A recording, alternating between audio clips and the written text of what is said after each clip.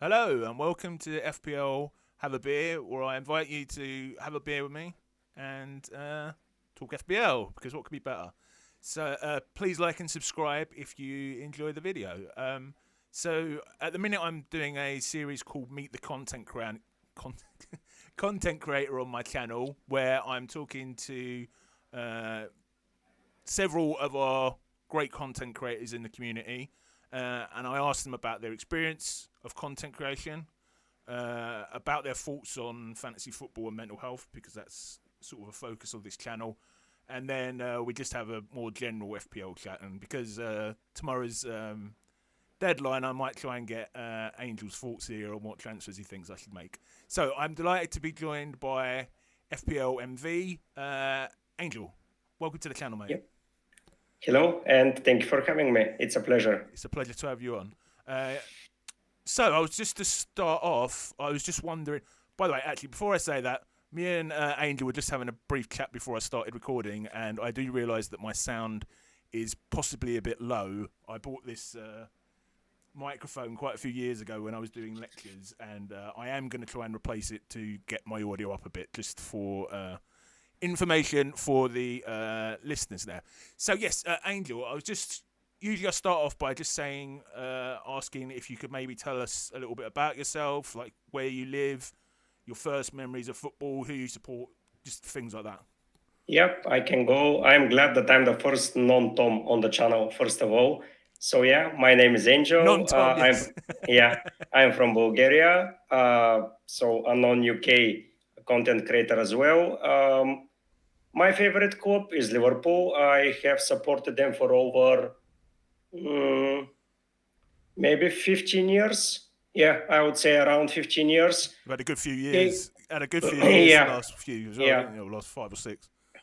Yeah, it has been awful before that. Like I remember John Shelby lineups and etc. Yeah, we had we But had him yeah, at we had him at Newcastle as well, yeah. unfortunately. But at the end of the day, yeah, I've been through bad. I've been through good. I've been through amazing. So yeah, all the way supporting Liverpool. My first memories of football probably around 2005.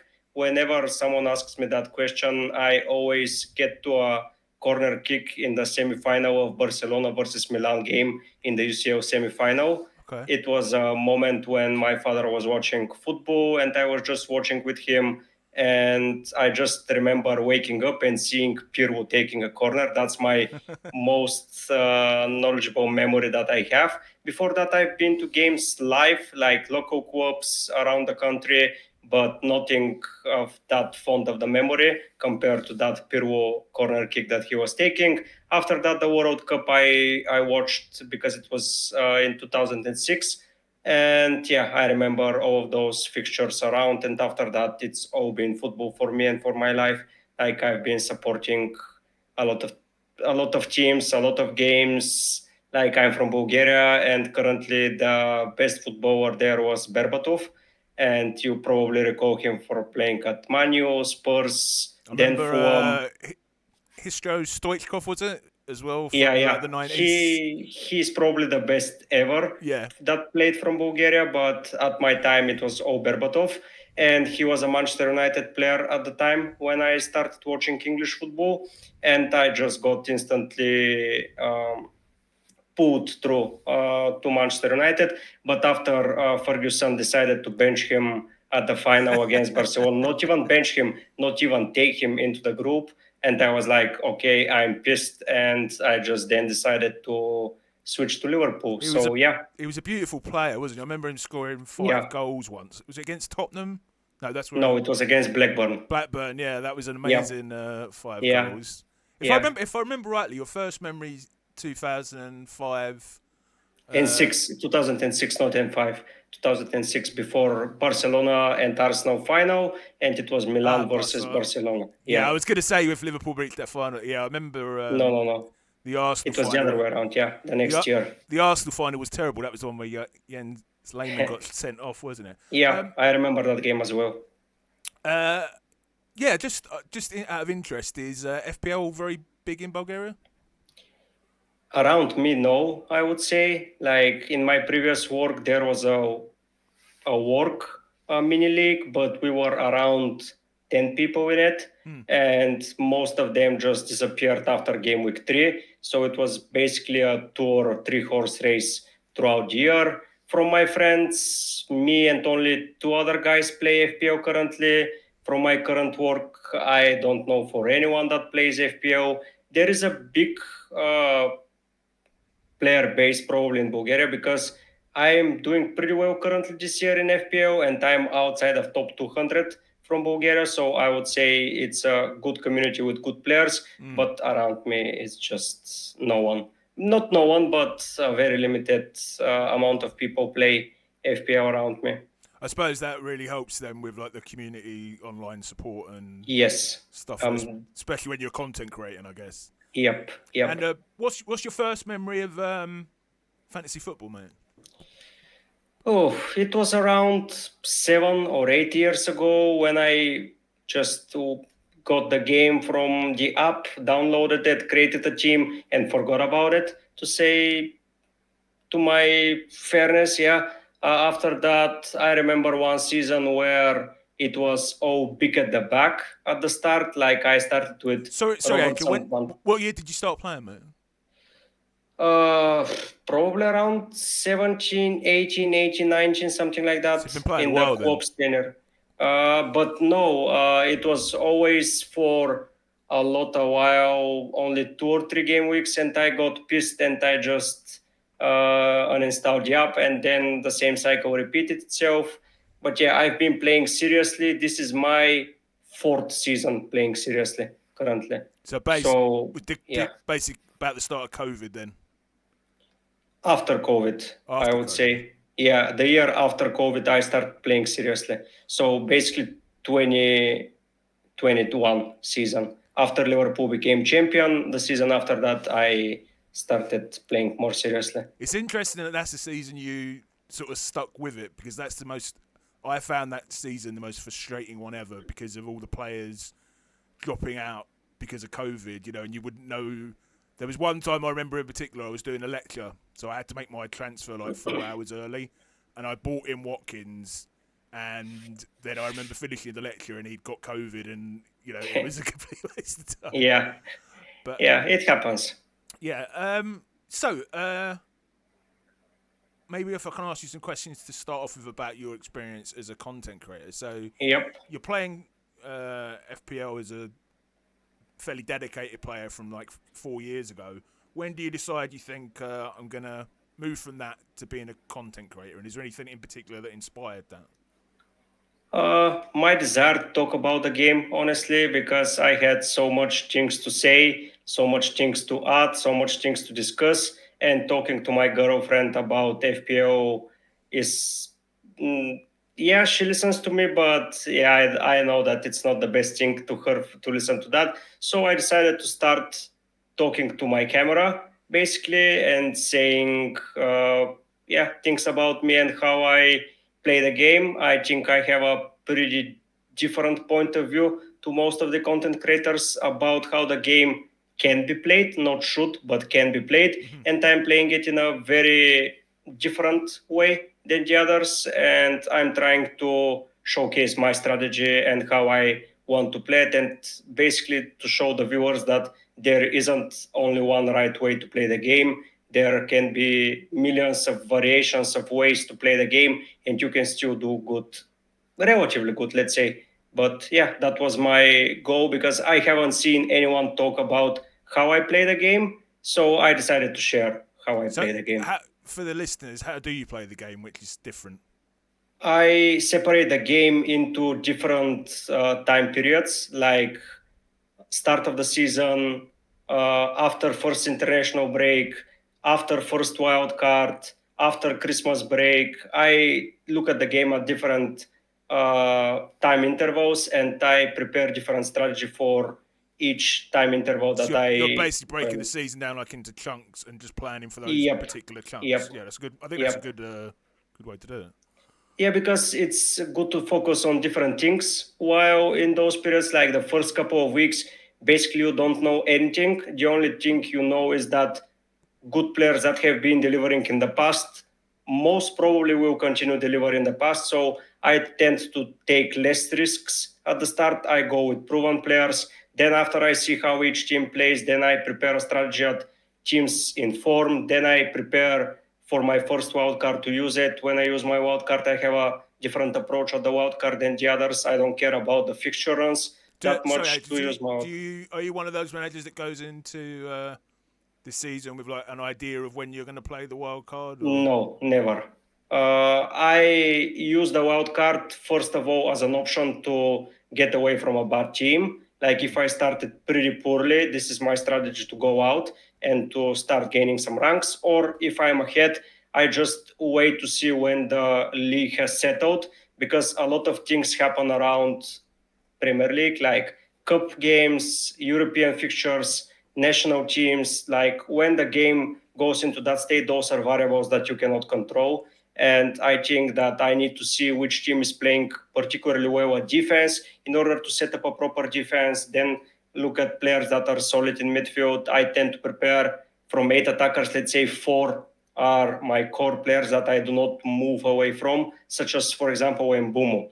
It doesn't matter who Mbumo plays for me. I will pick Mbumo every week, and then I leave my other 4 players from the attack, and I keep rotating them. I tend to keep one expensive player there, one pretty cheap, and 2 mid prices, so I can rotate around every price around fixtures and have the 4 guys just checking points week in and week out, because players have purple patches, but a lot of players have spread the points throughout the year. So, for example, Palmer will get the points spread throughout the year. It's not like in 7 weeks he will get his bunch and then he will blank for the rest of the season, like Muniz last year, for example, or Mateta, when they have those purple patches. And I prepare 3 or 4 such players when I see which team how is playing with new managers. Specifically this year, we had 8 new managers joining the game, and that would mean that in the honestly, Premier League, you mean?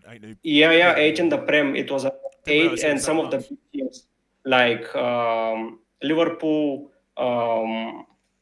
and Chelsea were with new managers. Team like Brighton, who is playing an exciting football. So yeah, I want to see who those new players are and prepare those 4s that are just there to check off the points week in and week out. 7-8, 7-8. I don't care, and then I will chase those purple patches with players with the other 4, and then becomes the most difficult part for me personally. I haven't solved it out yet. The chip strategy around the double weeks and etc. That's where usually I fell off. But my strongest period as a manager is after the last international break in autumn until the usage of chips. There I tend to gain a lot of ranks even if I'm behind. Okay. But it's a new territory for me there. So just to bring us back to content creation. Yeah.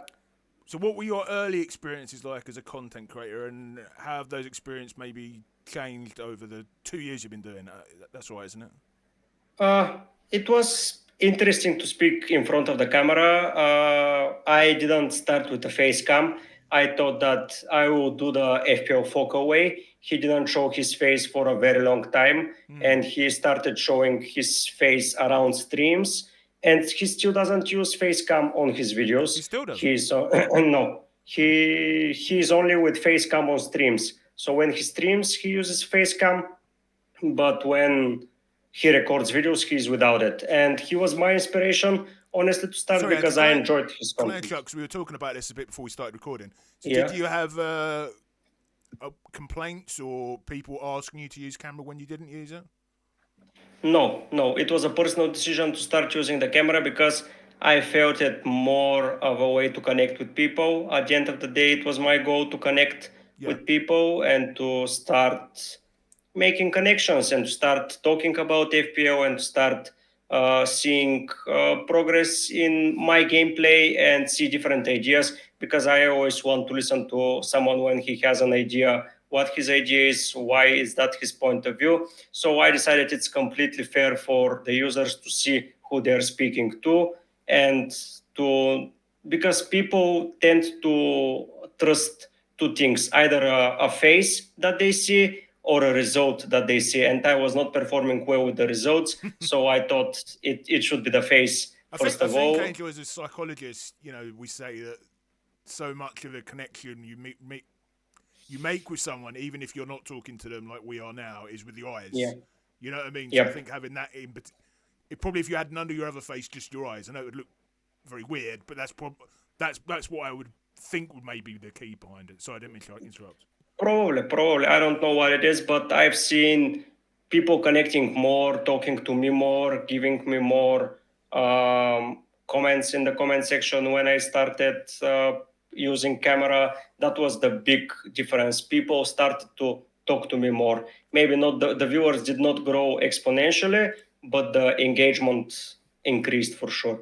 That was a good thing Excellent. that I did for my channel. And is anything else changed over the two? Like, do you find it easier now, or Yeah, I find it way easier. Like at the start, I was following a strict script that I started recording my intro like 100 times. I had one iteration where I wow? recorded a 30-second intro for 100 times, and at the end of the day, it doesn't sound genuine. So I switched away from that way of recording, and I just started more to go with Must it? it. Like I have, So it must have taken bloody ages as well if you were spending 100 yeah, times man, recording the yeah, intro. Yeah. yeah, yeah. It was awful. I was reading when I was recording off camera. It was easy to read because no one was seeing me reading. But when I started using Facecam, my eyes were always moving like I was reading something, and I thought that this is the end where I stopped scripting fully. Just prepare some points that I want to talk about in this video, have a general knowledge, and uh, Like some just start talking. Yeah, rough notes to yeah, work through. Yeah. exactly. And right now, I even don't put rough notes because I am in such a schedule and such a repetitiveness that I know what I'm talking about in each day, basically, in each video, what to look at. And yeah, so I even don't prepare some scripts right now. It's just the same every time. Interesting. So we talked about. I don't. I just want to say to the viewers, I talked about this with Angel before we came on, and he said he doesn't mind me asking. So I've had a look over your channel, your excellent content, and you've been going for 2 years, which is very similar to the first two interviews, the two Toms that I've Yep. had on, and they're both. I think one of them's hit 10,000, another Yes. one getting very close, and obviously other channels have grown at an even much faster rate than that. You're still on 1.5k, which don't get me wrong, is very respectable. I've got 60 something subscribers at the time of recording. But I just wanted to ask, I mean, are you finding that frustrating? Especially when you compare yourselves to people like the two Toms? Mm, no, because I don't compare myself to anyone. That's good. First of all, I'm glad for the two Toms. I met the two Toms through FPL community, and they're two amazing blogs that I enjoy chatting with. FPL Tom introduced me to the other Tom, basically to the Golden Go Tom, and we had a blast. FPL Tom is one of the reasons that my channel grew at a higher speed than expected. Maybe we'll get that later. Great. But yeah, I'm not comparing myself to them because, first of all, we're on a different paths. I don't know if it matters the territory you upload video from, or you do it because they're both UK residents and maybe their videos are pushed more to UK residents compared to Bulgarian residents being pushed more to UK viewers, because at the end of the day, FPL is UK based game. And apart from the two Toms and a couple of more people, most of my viewers are non-UK based. So that would lead me to believe that I'm not that popular in the UK compared to some countries. I have viewers from Algeria, I have viewers from Portugal, then from Australia, then from South Africa. Like I'm all over the map. If I see my analytics, UK is still at the top, but it's like 15% of my viewers are from UK. You can imagine what a low number that is compared to probably UK based viewers. If you ask those questions to That's UK content creators, probably would be it's really around 60. sorry. It would be really interesting if I could go back in time to ask those two Toms like how much of their percentage was from the UK, Yep. because I imagine it would probably Yeah. be quite high. Probably, yeah, because yeah, I don't speak very fluently English. Like I'm a little bit struggling sometimes with pronunciation, but people that are not native English speakers tend to understand me better, and maybe we connect with that. That sometimes the English pronunciation is not there for the specific UK-based people, especially with the Merseyside accent. If you go there, they speak very differently than me, but people that English is just a second, a third, or fourth language to them, it's like they understand me as much as possible, and we connect on that basis. So yeah, maybe that is a part of the reason why they're too far ahead of me in the same duration of time. And another reason probably is because they make more beautiful content.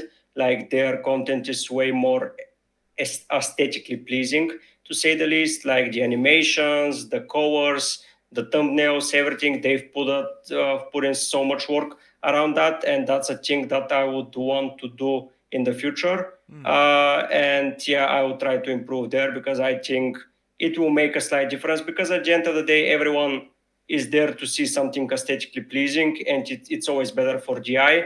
But and the content matters, whatever you speak about. But at the end of the day, if you just talk to a camera, I think you are somehow limited. If you look at FPL Foco, if you look at FPL Mate, their graphics are out of this world, and I think that's a major reason why they've gained so much popularity. Very quickly as After well. Let's Talk FPL was the innovator there in that direction.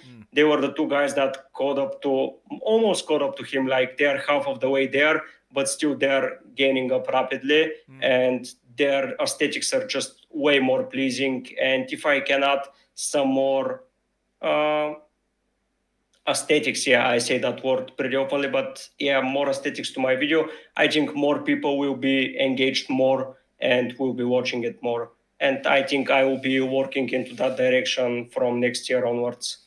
Couple of things come to mind. Firstly, I'd say your English is a lot better than you're probably giving yourself credit for.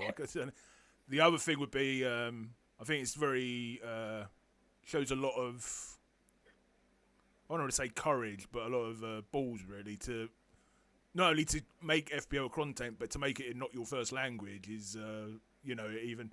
And Yeah. the other thing that came to mind is I definitely think the accent. I don't know if you watch FF Scoutcast at all. No, They've got no. a guy on there. I'm not sure where he's from, to be honest. He's from the British Isles, but he has a very strong accent. I think he's either Irish or Scottish, and there are a lot of people complaining in the chat that they have difficulty understanding him. So I definitely think it will Yeah. have an effect. Okay, awesome. Thanks for that. So what would you say, in your opinion, are the positives and also the negatives of being a content creator? Perhaps you could start with the positives.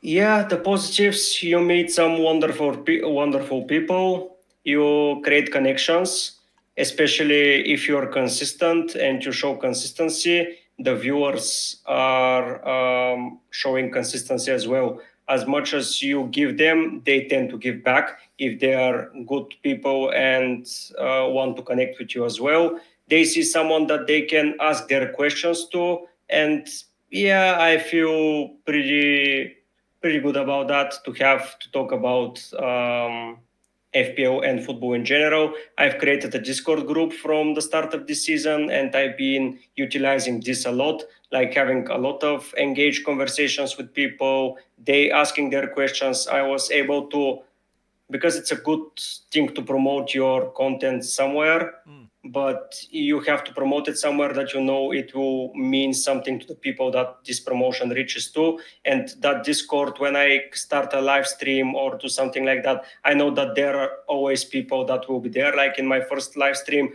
it was me and only one more people. So, so And when you that, mean promoting it, do you just mean you'll copy it up into the yeah, Discord? copy the link and pasting it. Like Yeah. this is the basic promotion that you can do for yourself if you have the time to support the Discord channel. Because as your viewers grow in numbers, the dedication that you need to do is way higher currently. I'm on the low numbers, so it's manageable. We'll see down the road how it happens. But yeah, for sure, I would say that this is the best thing about my content creation journey so far, is the people that I've met, other content creators that have been down to earth, people in Twitter or X or however it's called these days. I've met several people there that I enjoy talking to, and I've met a lot of viewers that really want to speak with me, and I can count as regulars and as people that I can freely speak with about a lot of things, not only football and FPL. And the other good thing is that I can express my mind freely and speak about the thing that I like and enjoy without caring if someone will make fun or something like that. Because those that are passionate in some niche are considered nicks in a way. Uh, the territory, whatever the topic, if you talk too much about it, We're everyone all thinks. FPL nerds, aren't we? Yeah, and here, like, I know that I'm reaching FPL content guys, being content creators, content consumers, or something like that. I know that they want to hear about FPL, so I can freely speak about FPL and know that at least one person is listening and it's taking notes, and I'm making his day better because he can listen FPL content. So Definitely. that's the good thing about the content creation for me so far. It's interesting, and you and both Toms have all. The first thing you said is like the community and also the interaction Yeah. with your listeners. What about the negatives, Angel? The negatives, probably, I don't have a lot of negatives from the content creation, to say the least. I don't think that anything is negatively impacting me. Mostly, my time is too much invested into that, and sometimes I'm missing stuff that if I wasn't doing a content, I was not going to miss, such as parties, such as things like that, Yeah.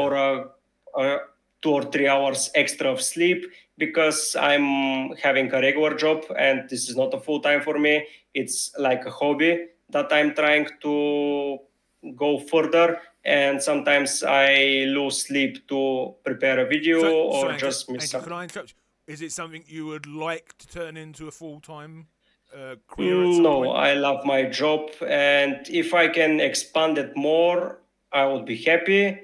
And probably if I keep doing that in 30 years, yes, I would then quit my job and start doing stuff. But for now, I enjoy my job too much, and I like meeting the people there, talking about different stuff, not only FPO and football wise. It expands my horizons, and it expands everything. And yeah, I think that content, especially with FPO, no, that's the only bad thing that I know of content, but it's not regarding to content. It's more like FPO content. It's like the lifespan of the videos is so short. Sure, sure. Like if you're into YouTube and you are doing it for a game or for something that is repetitiveness and all the time, it just has a lifespan, and I cannot rely on the videos unless I do them basically every week, every time, and I need to upload as regularly as possible. Like in many niches, you can go and create a video, then you can spend a month creating the other, and still the first one will be generating some traction. If I miss a week here, it's gone. Even if I create something for it, no one will care about it And you because probably, the data has if you missed changed. a week, you'd probably knock you down in the algorithm as well because you'd have missed. No, I haven't seen that because I haven't missed a week. But still, I think that it's just frustrating that you create content. You need to have the quality there. You have to spend the time, and this content is at maximum 5 days. Can be spread around. If Yeah. you're doing something on a Friday and the deadline is on Saturday, this lifespan is less than 24 hours. So you have wasted like 3 4 hours for something that is not generating you revenue throughout. So if I go to turn it into a work or to a something that pays the bills for sure, and for me to leave the job, I have to expand the business, to say the least. I cannot solely rely on FPO. I have to spread somewhere else. Like for example, FPL Tom is doing his second channel where he talks Yeah, about he mentioned it yesterday. some Yeah. live games and etc. I think to find something that is making me happy enough and I can keep it on to make content, because if you're not passionate, man, you're not fooling anyone. Like if you do it only for the back, people will notice, and if you don't speak with passion, people notice. And I think a lot of content creators that I've seen, I'm not going to name names, but they're just not passionate about the game. It's just a normal job for them. It pays the bills for them, and they're not as passionate about the game. And most of them, that's why they're no longer as active as before. And I've seen throughout time, because it was something to pass the time and pay the bills. If it's not a passion, just don't go into it. Find a passion and start a channel on it. But yeah, that's the negative of FPL content creation. The lifespan of the video, it's just awful. Yeah, sure, sure. How did you come up with your channel name, Angel? FPO I can guess the MV, first. yeah. I can guess the first bit, but the second bit, yeah, everything. Yeah, it was my gamer stack by channel name at the beginning. Oh, okay. It's MV is the abbreviation of it, but it was nothing that contained FPL, and I found it uh, beneficial to add FPL into the channel, because I was recording not only FPL content but FIFA content when we had the World Cup in 2022. Like, the FPL game stopped for a month, On the same and I channel. decided, yeah, yeah, And and I start. are those videos still on your channel? Yes, they Yeah. are. Okay. Yeah, Okay. everyone can go and see them. I think I haven't removed anything from my channel. It's all there. But yeah, as I was new to the game, I started recording at 2022, and I thought, okay, people are interested in FPL, so maybe I can interest them in FIFA content, because I enjoyed playing FIFA at that time. The truth is way different. Like, some of them enjoy it, but you are just reaching a completely new audience, and that hurt my channel more than you can think, because I was on the low numbers, and I mean, I just got. if FPL content creation is becoming a little bit saturated, FIFA Yeah, content is yeah, like there's yeah. thousands, isn't there? Millions of people watch, in my opinion, FIFA content, and I was trying to merge both of them into one. It didn't work out. I gained some subscribers during that FIFA, but lost some from my FPL guys. And then I went back to FPL. I lost all of the FIFA subscribers, and I was basically at ground zero. At basically, the 1 month content that I did not matter. Like, I lost the same number of people I had at the start and at the end of the World Cup. But it was a nice learning curve that Sure. you cannot fool people, and you should have a niche. Maybe you can spread it, but in order for people to know you and to want you to spread it, you should first focus on something more concrete like FPL. And then I decided to go fully into FPL, and then I changed my name to FPL MV, because the abbreviation of my game tag is meaning something in Bulgarian, but I was trying to reach people in English. They did not understand the whole gamer tag name, and it was like, okay, let's go with MV. I can Okay. create a cool batch around it, and I'll be happy with it. And that's how I created FPL MV at the end of the day. Interesting. I have a feeling you're gonna, based on what you've told me about where you live in Bulgaria, the answers to this is going to be no. But have you ever been recognised outside on the street or whatever as No, no. FPL? I have 3 or 4 people watching me from Bulgaria that I know of, and 2 of them are one of my closest friend groups. Oh, right. So they recognize me They all the recognise time. you, yeah. Yeah, but the other 2 guys I haven't met in person. Maybe more than two, let's say 5 guys in total from Bulgaria I know are watching me, but that's just not enough to be recognized still. If you did have like a fan, say I don't know, in 30 years, you said came up and like wanted your autograph, how would you deal with that? I would be more than happy to give it to him. I would be surprised, because I still don't expect to reach any heights. I'm humbled enough to keep grinding, and I haven't set a goal Mm. to reach that number of people. But yeah, probably if I started doing content in Bulgarian, probably I would have been recognized more, because Bulgarian people tend to get better with Bulgarian content, but the reach of people was just so limited that I made the decision early on to only speak English, because as mentioned, I have people from Africa, Asia, Australia, America, and around the world that understand English, and Bulgarian content was not going to go through them. And like I had, let's say, at maximum 50,000 people that I could have reached, which is just not enough at the Yeah, end of the day. apart from English, well, the UK, the only other sort of other nation that I can think of that has like more than one content creator is probably India, because you've got FPL Wire, and I can't really think of any other nation that has a lot of content creators anyway. From the popular guys, no. No. I think that most of the popular guys are UK based.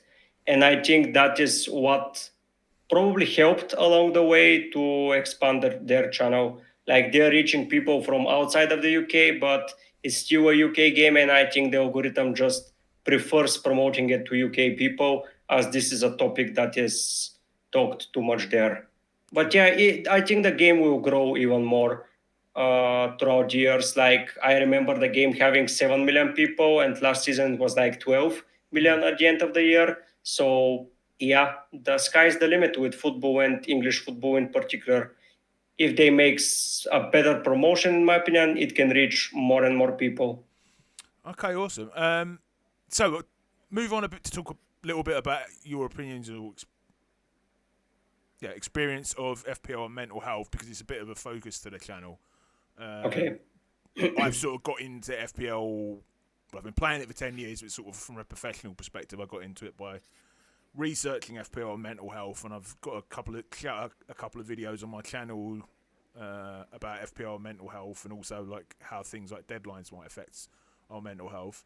So just to start off with, like, has FPL ever had a effect? And I'm guessing, a bit not as serious, but an effect on your mental health and mood.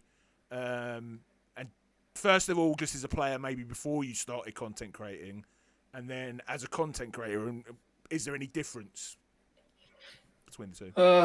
At the start, for sure, I had mood swings. Like I told you that before, that I was creating a team and then leaving around game week 3 and 4, Yes, you did say just that. Yeah, because was I that out of wasn't frustration in. or? Yeah, it was out of frustration. Like I thought that the game was over and I couldn't win or couldn't perform better, and etc. and etc. And I just said it's not worth my time to follow this anymore, as I'm not about to win it. I think I When think I I think I might do that, Angel, on 5 million. So this season, maybe I just need to throw it all in. But 1 year, I said to myself, let's stick with this throughout the year. Let's see how it goes, because I've never played after Christmas. Like the first season when I played seriously was the first year I went after Christmas, and I liked it a lot. I liked watching Prem football, because I was watching a lot of games. Like I was even watching Friday night games between Norwich and Sheffield Sorry, Angel, at some point. do you get the game? Do you get many games free in Bulgaria, or because we hardly get Yeah, any no, here? it's not free. We're paying for the channel, for the sports channel, Okay, but whoever pays can watch the games. okay, And we have all hours broadcasted. I know that in UK, the 3 p.m. On Saturday is not yeah, no broadcasted. games, yeah. So yeah, we have at least 2 games from that time. Basically, the best game of the day. Like if City, Liverpool, United, some of them play, it's being broadcasted. So yeah, I was getting into more watching all the games, and I enjoyed having a talk with my friends about football in general. And yeah, then my rank didn't matter at all, and it stopped mattering at all. So I think And so. so Sorry, my just to interrupt. I think it's important to highlight. So this is FBI having a positive effect on your mood.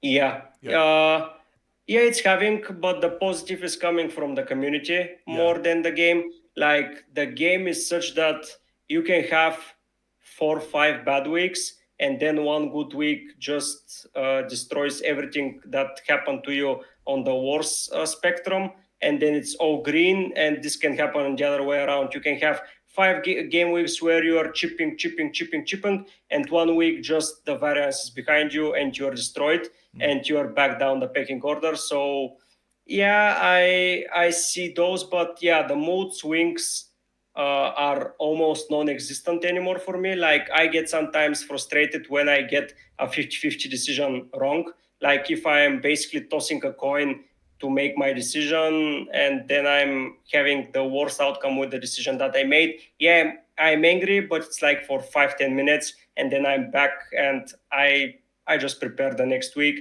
That is the mentality that So, I Adrian, developed. has being a content creator helped with that, or is it just experience of playing the game?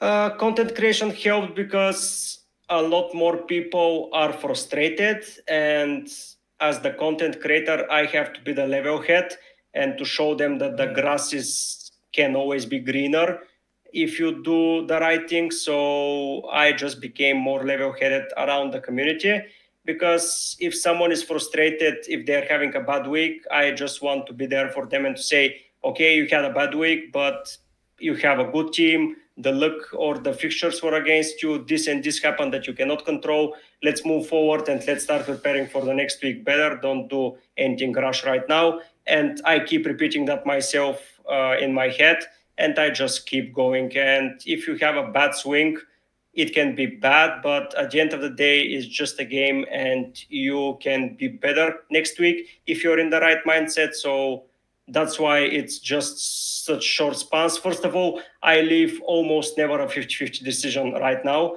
If I have a plan, I try to execute it, and I don't leave a 50-50 to decide it, like it's player A or player B. I know why I want solely player A, and that's my goal, and I just don't consider player B at all. It's a little bit tunnel vision, and maybe you say that it doesn't broaden your spectrum, but at the end of the day, I'm happy with my decision, and I know that why I did it, and I was hyped for it for a week, and then I do it, and I'm like, okay, it didn't pay off, but I'm just happy that I've got that player, and I can feel relaxed. So yeah, from the positive spectrum, to sum it up, yeah, I had a lot of positives from playing the game, and for being a content creator, I just became more level-headed. I now make more educated decisions, and when I make an educated decision, at the end of the day, it's my mistake, and I don't get frustrated. I try to fix it.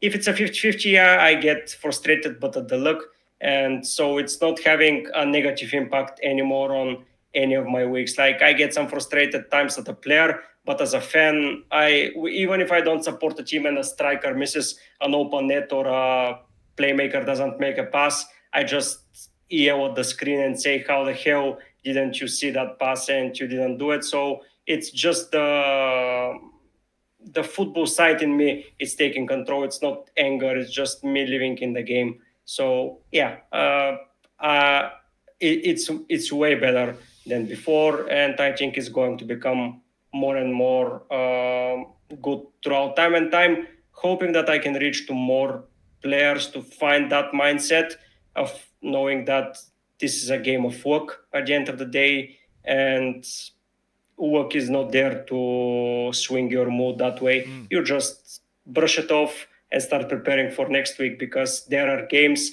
there are things to consider, there are new numbers to take into account. So you have to be on top of your game to not repeat that feeling I think the anymore. most interesting thing you said there was, with Chime and me, kind of as a psychologist, is we try and tell ourselves things like stay calm, don't make early transfers, Yep. and obviously you're almost being forced to say that. Not being forced, but because you're doing the content, it's coming out, so you're kind of reinforcing what most of us should probably actually be telling ourselves anyway, but sometimes it's Yep. difficult to regulate that emotion um, psychologically but independently. Yep. Yep. It's hard. Sometimes when you receive 30 points in a game week and someone's captain scored 50, you're in a bad mood. But at the end of the day, next week your captain is scoring more points. Like if you make the wrong decisions, you're just going down a spiral, and it's tougher to get out of that compared to just get it week by week. Like I sound like a cliche manager from the Prem. We take the games week by week, and then at the end of the season, we'll see where we are. That's exactly my mentality. Week in, week out, week in, week out. I just come with the same mindset, prepare that I'm going to be on a green arrow, and be positive about the game. So, Angel, say that we've got someone like me who's really struggling this season down in, I think I'm 4.5 million. I keep saying 5 million. how would you advise someone who's struggling this season with their mental health or mood as a result of fantasy football? How would you advise them to help them to cope with that? Uh, to cope with a bad rank, probably don't chase the differentials for the sake of being differential. I've seen a lot of people saying, okay, I'm too far behind. I'm then going to captain, let's say, Raul Jimenez. Specifically, rather than as an FPL player, in terms of their mental health, if that makes sense. In mental health, probably if you're struggling and if you feel bad, it's better to have a week off and to not care about the team. So from 5 million, you can become 5.5.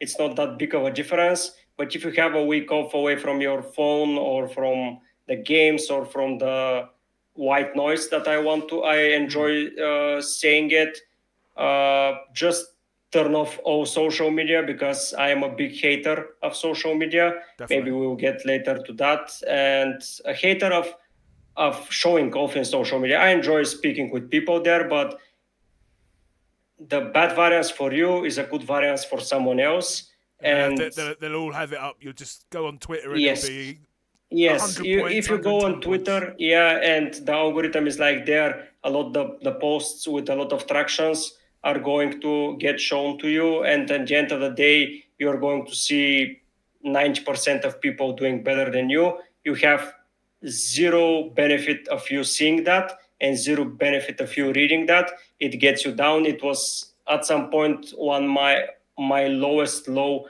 as of ranks. I was just looking at social media and I got more and more frustrated, and not because I was doing bad on FPL. It was like because of human behavior, to say the least, because I was doing way better than I went back. I was pitchy and opened those accounts and went back, and they're further behind than me than on ranks, but they had a one amazing week and now they jumped like 1000% up, yeah, and now they're showing off.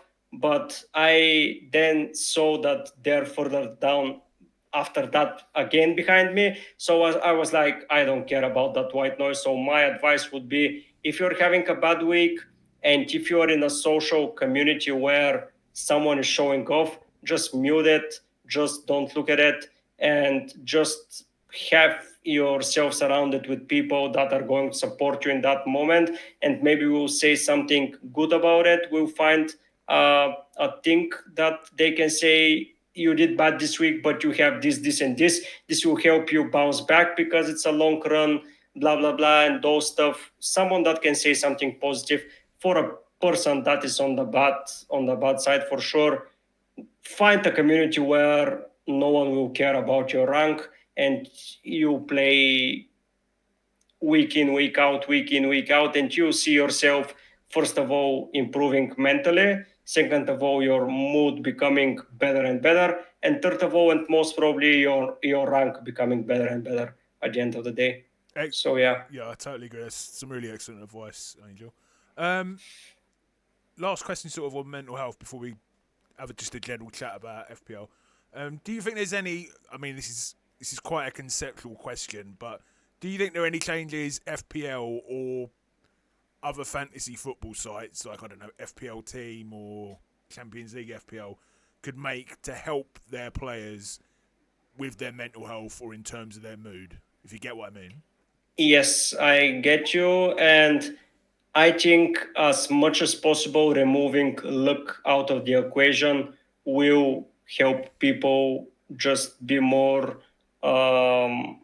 first of all, more engaged, and second, more positive about it. For example, I play UCL Fantasy, and there is a feature in the game where between days, so UCL is on Tuesday and Wednesday, and between Tuesday and Wednesday, you can make subs from your team. So players that didn't perform on Tuesday, you can take them out and replace them with players that play on Wednesday.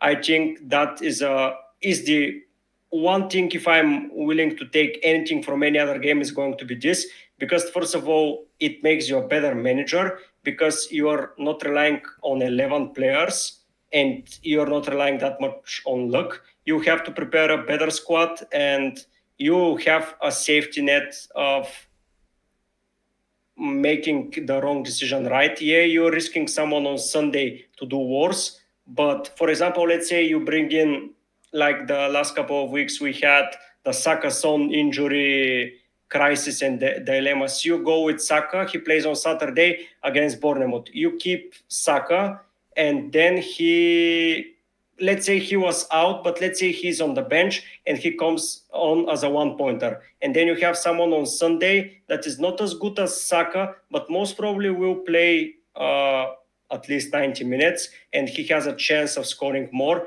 And you'll be able to put in that player and have the chance to improve yourself. This will lead, first of all, to a better and a safer net for people to take risks and those risks not to be mood cures, because it's so bad if you take your premium out for a player that is now injured and that player, let's say, gives you 0 or 1 point because he got off from an injury in the 15th minute. That's just variance. You're not depending on a player like your captain to be injured in the 15th minute, but it can happen. Can you change your captain on day 2 as well? Yes, you can.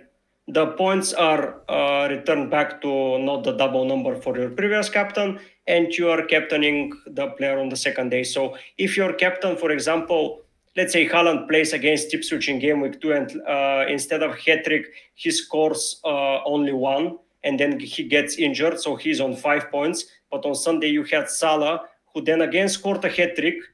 It was game week 3, let's say, against West Ham, but yeah, you get the point.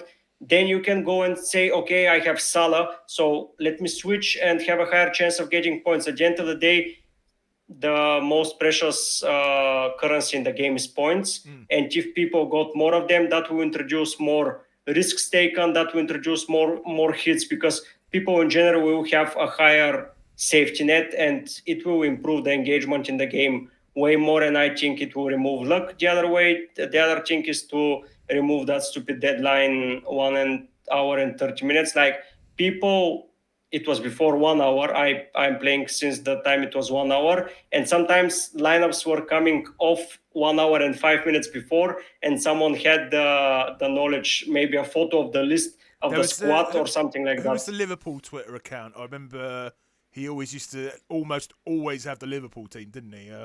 I wasn't using Twitter then, but I've seen FPL Rockstar. I think that was his name. Yeah. I remember that name. I've heard that name. But you see the list, you see the lineup, and you do your changes. That doesn't hurt anyone. I don't think that it even increases the traffic into the game. At the end of the day, Fantasy Premier League is a website. They are most probably supporting themselves by ads, and with those ads, if they have more traffic, they will get more money. So I don't. And I completely agree with what you're saying, Angel, because we've talked about on the previous couple of interviews that there's a lot of things FPL do which is kind of counterintuitive to driving people to the website.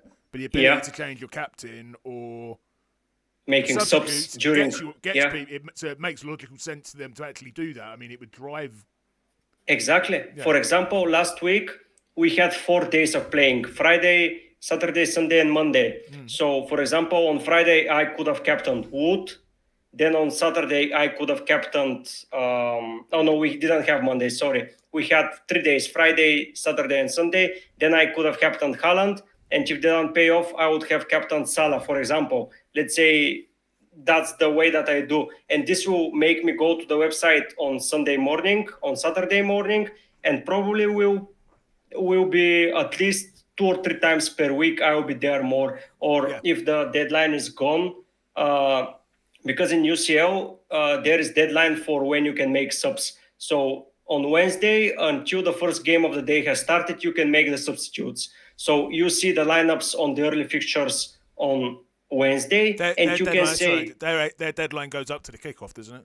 Yes, exactly. Yeah. And for example, last week, Bayer Leverkusen were in the earliest fixture on Wednesday, and I had players from them on my bench. And I've seen that one of the players was benched, So I didn't bring him into my side because I knew that he had a lower chance of scoring points than the players that are on my side. But I was there, first of all, checking how my team did in the previous day, seeing what I can do, seeing some variance, then going on to the deadline and seeing what and clicking players to interactively go. So they will generate more traffic to that website because when I lock my team on deadline, let's say on Friday evening, the next time I open the website is probably, if I wasn't a content creator, it would be Monday morning to see what my rank is. And even that is not necessary because there are so many websites that update the live rank faster. So you can see your rank on every instance of the day.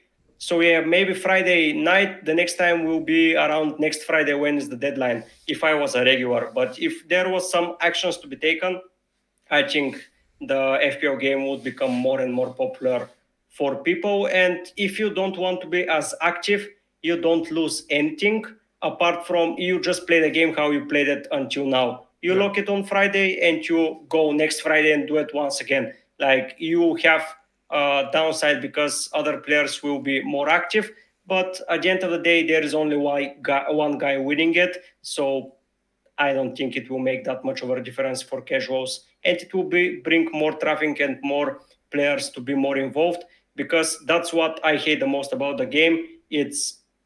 It's there for only basically one day of the week you can be active and you can be particularly good at the game because one of my friends that I mentioned, he only comes make transfers at the last day and then he's back on the next week. Like he doesn't care about price changes and etc and etc, and he's doing particularly well. I think he's around the top 300k currently. So Excellent. this shows that even if you're not as engaged as me or as you can be you Sure. can be there and have positive impact for people because they know that they made that decision and it's not due to luck because at the end of the day FPL is game of variance and luck. You can read numbers, you can say a lot of things, but at the end of the day you have to admit that it's just pure luck and you're just increasing your chances slightly to have more luck in your favor.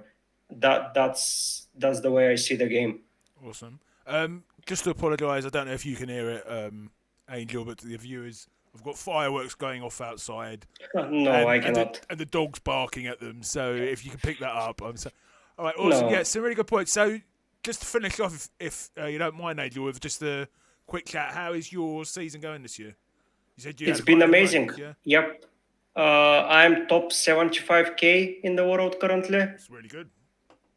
which is my best start by far. I tend to start slow because I was, as mentioned, preparing my way of playing the game and finding some things that are repetitive because each season is completely different from the rest, but some things repeat itself. And I was sacrificing the last 2 or 3 seasons, basically the start of them, to see what works the best at what time.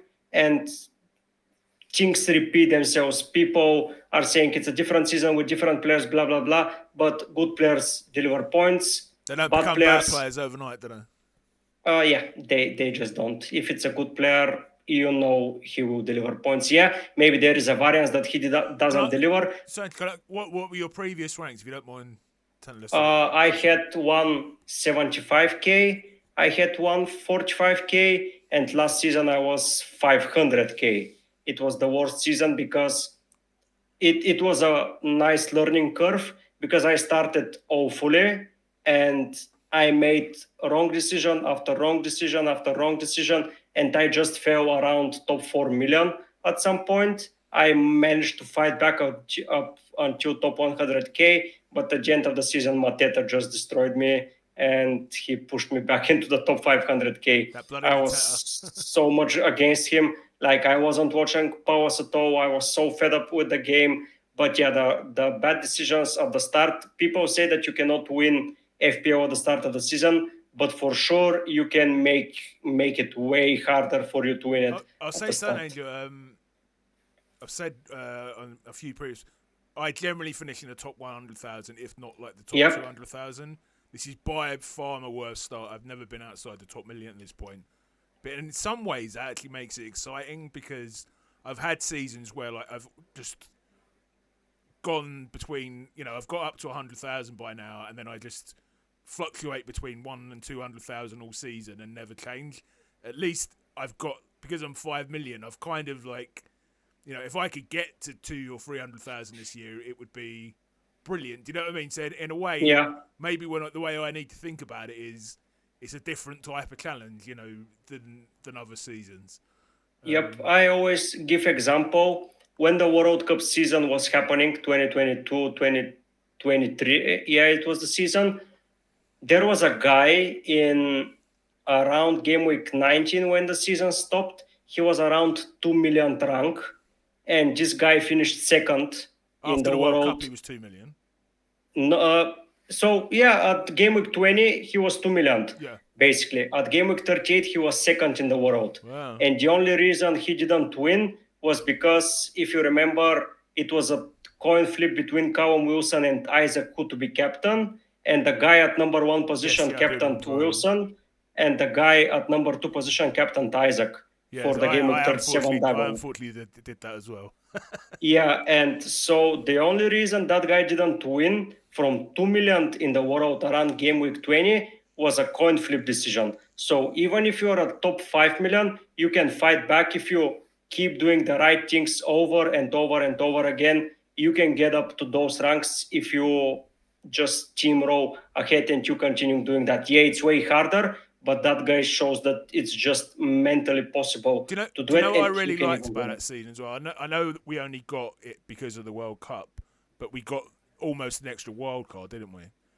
Yeah, After we the World got an extra wild card. Yeah, I we got think, it. I mean, I don't know if they could introduce a third wild card, but that just kind of rejuvenated, particularly when over Christmas they lose a lot of players anyway because Yeah, people don't keep up with the deadlines. Introducing maybe a wild card. I mean, obviously you have your wild card the second half of the season, but maybe you could have like, I don't know, a wild card up to December, then December to February a second wild card, and then like an end of the season wild card or something. I would say give it at game week after game week 19 when teams have played each other. Once you know it, you activate it in only 1 week. It's like one time off chip. Like give it to the players and they can restart their season and they can start playing. To be fair, maybe that's what the mystery chip is. We don't know yet, do we? Probably, yeah, probably something like that. But honestly, even if you are in the 5 million rank, I think you can quite possibly reach top 100k comfortably at the end of the season. So, last question to you, Angel. Just Yep. as a general sort of, I don't like asking people who they're going to captain this week or anything like that because that's not really what I'm into on the channel. But as like an FPL expert, what general tips would you give to someone in terms of how they could, in general, not necessarily now, improve their overall rank? I've seen the previous discussions that you had with Toms, and I know that both of them said captaincy. They did. Yeah, I think that's my number one priority as well. But I will not repeat them. Third person to say that, though. I'm keeping a count across these. Yeah, but if I have to give advice that I know for sure that I haven't heard it so far, it's keep doing the right things over and over and over again. Because I've heard it for other games, like competitive games, like games where variance is a part of it. For example, I will give an example of League of Legends because I used to play. It's a computer game, isn't it? Yeah, it's a computer game. So there is a player that is having a strategy that he. For me, but also for the viewers, could you explain what it is? Because I know it's a computer game, but I don't know anything else about it. It's a computer game where 5 random people fight against other 5 random peoples, and whoever wins gains some ranks and rank points. And as many more games you win, you climb higher and higher and higher until you reach the highest level of the game. And basically, they're fighting 5v5, trying to destroy each other's bases. Is it like a shooter or? No, it's like World of Warcraft, Dota. Have you heard of Dota game? No. It's like you have a champion of sorts with a specific skill set, and each champion is unique to itself. You have to destroy structures from the other team, and you have to defend your structures. Whoever destroys the base first wins the Okay, game. yeah, I get what you mean. Yeah, I get what you mean. and with those things, you know that you play with 4 other random people, and that's variance. You don't know if they're good enough, if they're trolls, if they're going to help you, if they're going to sabotage the game. You don't know anything. The only thing you can control in that sense is how you play, and you completely do the right things over and over and over again. Even if you see the other people doing the wrong thing, you don't go there and keep doing the wrong thing with you. You keep staying true to your methods and keep playing. Whatever your methods are, whatever you're doing, maybe you're taking hits, maybe you're doing this, maybe you're doing that in FPL sense. You just keep the right things you've set yourself. So for me, for example, the right things are don't knee jerk, don't do anything rash if a player doesn't perform. Have the best captain for throughout the season, and have options. Don't limit yourself to tunnel vision. For example, game week 12 is coming, so for sure I need to get Palmer. I see a lot of people repeating that thing, but at the end of the day, for this example, Palmer is on 3 yellow cards, and until game week Is he? 12, I didn't yes, know that. Oh. game week 12 is on. He has 2 games against Arsenal and Manchester United, and those games are prime example of games where you can receive a yellow card. Yeah. So he will then miss game week 12, and everyone having the plans of only bringing in Palmer for game week 12, and if that falls apart, what are they doing there with that tunnel vision? I tend to keep my options open, and that's the way I react to injuries. That's the way I react to suspensions. I have some sort of borders and boundaries what I'm planning to see and to do. But at the end of the day, I have always plan B, plan C, plan D. So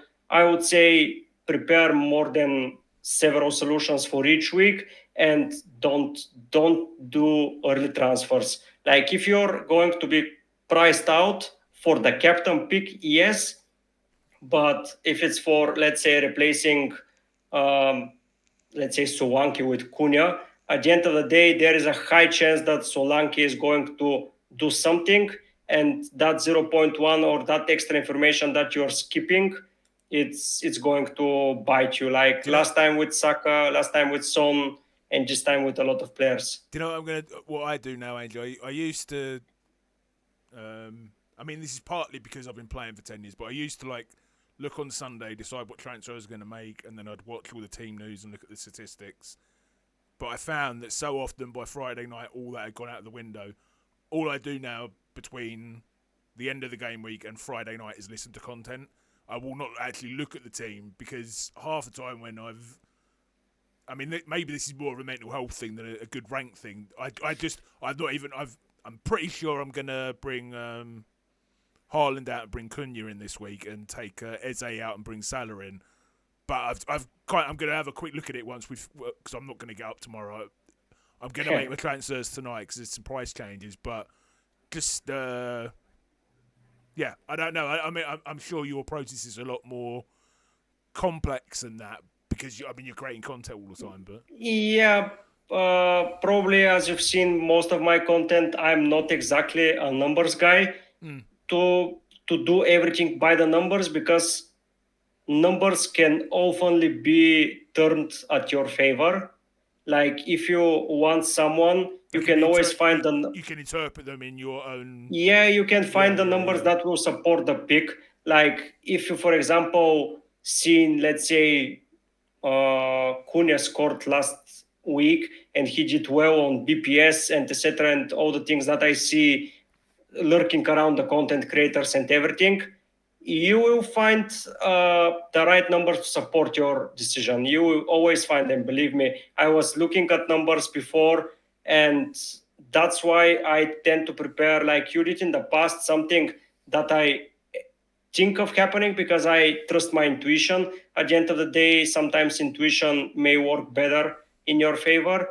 Then I look at numbers, because if this guy is awful, I will think about it. Why is he awful? Is the opposition he plays tough so far? For example, if he had Liverpool, City, and Arsenal in the last 5 games, maybe the numbers are expected to be low. Like you can always and always turn the numbers in your favor, and you can always show the numbers to support everything you say, and you can always find a sample of it. So I may be contradicting to myself, but I don't listen to a lot of content creators because I think everyone is presenting the numbers throughout their spectrum, and they're saying, I enjoyed this and that's why I'm doing that.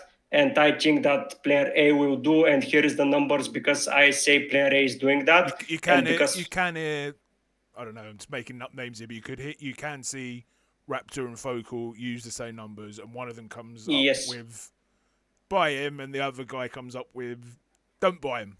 You based on exactly everyone the same numbers, can't they? everyone uses the same numbers. If you are watching them, most of them are either sponsored by FF Scout or FF Hub. That's what I've seen. So they're using their sample data samples, and they're using the same numbers. And what I found interesting with content creators, and maybe that's a little bit of a bad thing to say about content creators, is Go ahead. they they always tend to promote the last week player, like whoever did well last week.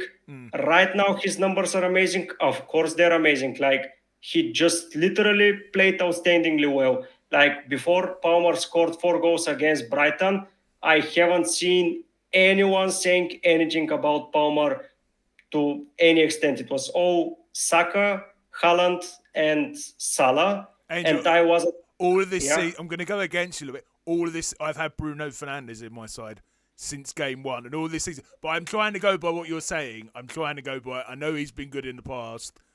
I know he's got yeah. penalties, and I keep sticking with him. And yeah, that one hasn't worked out. So, sorry, mate. Sorry. It hasn't worked, but I don't think it's a bad decision to say the least. Like the numbers are there, the quality is there. I think just the team wasn't functioning well, and now with a new manager, I Yeah, think maybe. Bruno will become a popular pick once again because if they have the right structure and the right team mentality, players tend to perform better, He and scored. He that's scored a couple in the week in the Carling Cup, yeah, didn't he? exactly. And he scored some good goals, to say the least. And now we need to see the new manager that they just appointed, how he's going to utilize him. And if he's playing in those dangerous positions on penalties, I think he's going to be a must own pick. But yeah, to finish on what I was saying about the content creators in general, I see, like saying Palmer, he wasn't spoken about at all, and 1 week later he was essential, and everyone was promoting Palmer, and everyone was saying Palmer is amazing. He was amazing since game week 1, and he's still amazing. He doesn't change. The thing that changed is that he scored the points and the numbers got up, and like in the numbers ordering and the sort, he's right at the top. And if they filter the data however they want to filter it, because you can filter it once again to support everything you say, you can say a lot of things. For example, right now it's the narrative of 8 Nuri. I think 8 Nuri is a great defensive option if you're looking at attacking returns, but he needs to play against teams that are weak against 5-a-side. You need to listen to numbers, but look at the other way of the numbers, like the other teams' numbers that they're facing. You can always support your theory with numbers, with facts, with everything.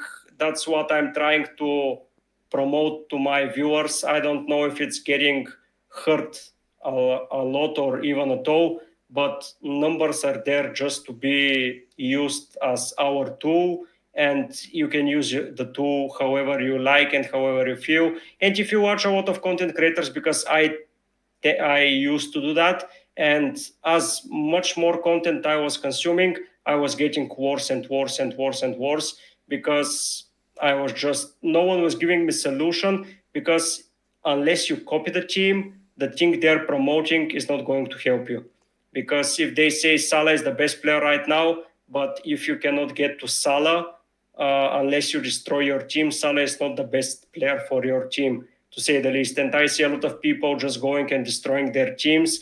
And next week, the other premium will return, whoever it is, and they will try to get him. And that's the bad thing. I'm trying to make people learn to control themselves and to make educated decisions on their own, and to, in a sense, stop watching content creators. It's like the opposite of what the content creator strives to do, is to gain more people. Tend to I want to teach people how to make decisions for their team and how to make those educated decisions on their own. And they can say, okay, I did that, I did well, or I did bad. Because as mentioned, the last season I was consuming content and I was going even further down, down, down, down. And the thing I noticed is I was always picking the player that did well last week.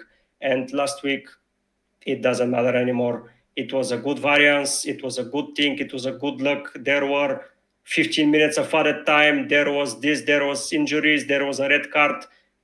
There were a lot of variances, and yeah, I try to stay focused only on the things ahead, and I tend to do better when I do that. So if I can give you one advice of how to improve your rank, pick maximum 2 or 3 content creators and consume only their content. And because everyone will say something different with the same numbers, basically everyone will pick a number and say 7 8 point of views for the same number. They will count it as low, they will count it as high, they will count it as strange, they will count it as normal, they will count it as expected, as not expected. Like, things can always be different for everyone. So yeah, that's my advice to everyone that is struggling currently. Choose content creators at your own decision. I'm not saying stop watching content creators, because if you don't have the time to do the research on your own, just find a player that plays a similar strategy to yours and just follow this guy. Even to the if it goes down or up, you go with that content creator. If you are not there to make the decisions on your own, if you can spare the time, just do the research on your own, because it doesn't take too much time, and I'm doing it as my hobby, and Trust I'm your own eyes spending better than someone else's, can't you? yeah, I'm spending around 1 to 2 hours a week to apart from watching the games. Like, watching the games takes the most time of the preparation. I tend to watch 6 to 7 weeks games per week, which is a lot. Not everyone can spare that time. No, But that's the right. other 3 games, yeah, the other 3 4 games, I'm just watching some highlights. I'm watching some heat maps. That takes like 15 to 20 minutes. I'm then looking at fixture difficulty rating, and that's it. And I try to prepare several solutions to my potential problems and to my potential, because And that's the way it's I an do. enjoyable process as well, isn't it? I mean, Yeah, it's enjoyable. You just learn more about football. You see someone attacking from the left, someone attacking from the right. You can pick some guys from X or from Twitter that do some quick recaps as well, nothing biased, just stating the facts and just giving you information like where teams concede goals from, where other teams tend to score more from, who is the most expected players to deliver. Because in order to score goals, you have to exploit weaknesses, and each team has a different weakness. And if you aim to target that weakness with a talismanic player, it tends to do well. Yeah, Haaland can do well or bad against anyone, but players like Eze, players like Mbumo, they thrive when their opposition is weaker on their side, and they tend to do better when that's the case. So that's the things that I do, and it's a 1 or 2 hour. You can do it on the way to work, you can do it on the phone, you can do it in the toilet, to say the least. Like, you can spend 2 hours to make your own research, maybe watch 1 or 2 guys to see what is the general flow of the game. Because, for example, if you're choosing, let's say, someone like Martinelli, but everyone is saying no, no, no Martinelli, or there is some leak, I tend to watch content at Friday, if I'm watching any at all, to see if someone has any leaks, if someone has anything, and then it's all research on my own, and I tend to do better. Or even if I do bad, at least it's because of my downfall, or and someone that else's. made Yeah. it better. Yeah, because it's so frustrating to do bad because you copied someone. Like, that is the worst thing in the world. You're saying, oh my god, why I copied this guy, he's doing so bad, and now I'm 3 millionth in the world. I'm not saying that's a reason why people are doing so not bad but not so good right now, and they're down in the ranks. But I think that everyone has a style of play. Follow your style of play. Whatever happens at the end of the day, only one person wins the game, and most probably it's not going to be one of us. So Yeah, Yeah. you just have fun and talk with mates. Like that's the best thing in the world, to say the Angel, least. thank you so much for coming on and sharing your Yeah, experiences and stuff. It's been a pleasure. yeah, Just it's a been a quick pleasure for me as well. channel update before I finish.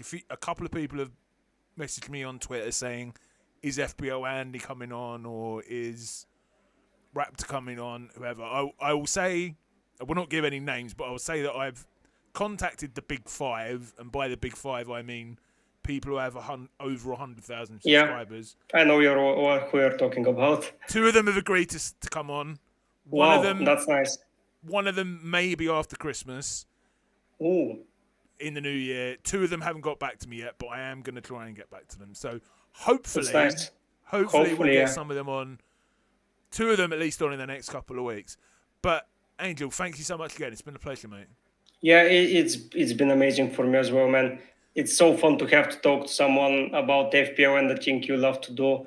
And It's nice to yeah, talk about mental health and stuff and content creation against stuff we don't usually get to talk about so much. yeah, because it's all numbers and all graphics and Yeah, players. not much But real. there is another side to the game that cannot be avoided and should not be avoided.